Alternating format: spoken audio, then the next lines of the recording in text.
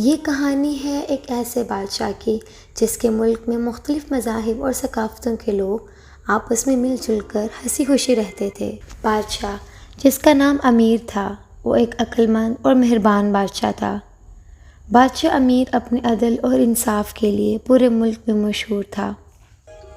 گرمیوں کے ایک جھلستے دن شدید خشک سالی نے زمین کو لپیٹ میں لے لیا۔ دریا خشک ہو گئے، فصلیں مرجھا گئیں اور لوگوں کو شدید مشکلات کا سامنا کرنا پڑا۔ حالات سے پریشان ہو کر لوگ فوراً بادشاہ کے پاس مدد کے لیے دوڑے۔ بادشاہ اس صورتحال سے بہت پریشان ہوا اور اپنے مشیروں کو بلایا اور انہیں حکم دیا کہ وہ اپنے لوگوں کی اس پریشانی کو کم کرنے کے لیے کوئی حل جلد تلاش کریں۔ مشیروں نے بہت سے حل سوچے، لیکن چونکہ پانی کی کمی تھی اس لیے صورتحال اور سنگین ہوتی گئی۔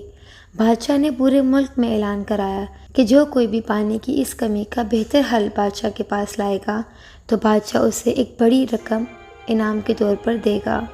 ایسے میں ایک دن ایک غریب کسان بادشاہ کے محل میں آیا۔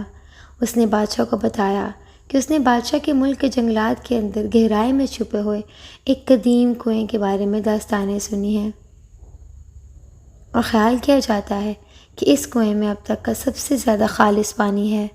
کسان نے بادشاہ کو ساتھ یہ بھی بتایا کہ اس کنویں تک جانے کا سفر بہت خطرناک ہے، وہاں بہت سے خوفناک جنگلی جانوروں اور دشوار گزار راستوں کا سفر کرنا ہوگا، اس لیے آج سے پہلے کوئی انسان اس کنویں تک نہیں پہنچ سکا۔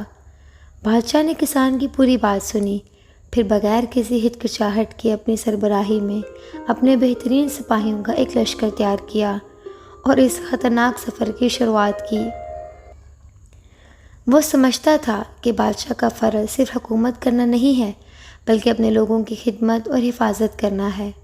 سفر خطرناک تھا، راستے میں انہیں شدید بارش، جنگلی درندوں اور ناہموار راستوں کا سفر کرنا پڑا، لیکن بادشاہ کے عزم اور ان کے سپاہیوں کے اتحاد نے انہیں آگے بڑھایا۔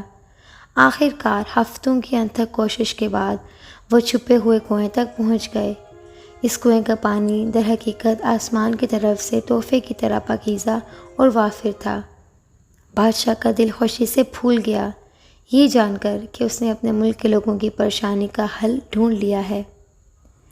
بادشاہ امیر نے کنویں کے پانی کو پوری خشک زمین میں تقسیم کرنے کے لیے ایک وسیع آبپاشی کے نظام کی تعمیر کا حکم دیا۔ پانی کے بہنے کے ساتھ ہی خوشحالی بادشاہ کی سلطنت میں لوٹ آئی۔ فصلیں اور جانور پھلنے پھولنے لگے اور لوگوں کے حوصلے بلند ہوئے۔ بادشاہ کی اس بہادری اور اپنی عوام کے فلاح و بہبود کے لیے بے لوث لگن نے اسے نہ صرف اپنی رعایا بلکہ پڑوسی ریاستوں میں بھی بہت ساری تعریف اور احترام کو حاصل کیا۔ بادشاہ کی مہربانی اور شفقت نے مذہبی اور ثقافتی حدود سے بالاتر ہو کے سب کے لیے ایک مثال قائم کی۔ بادشاہ نے کسان کو بھی وعدے کے مطابق انعام سے نوازا۔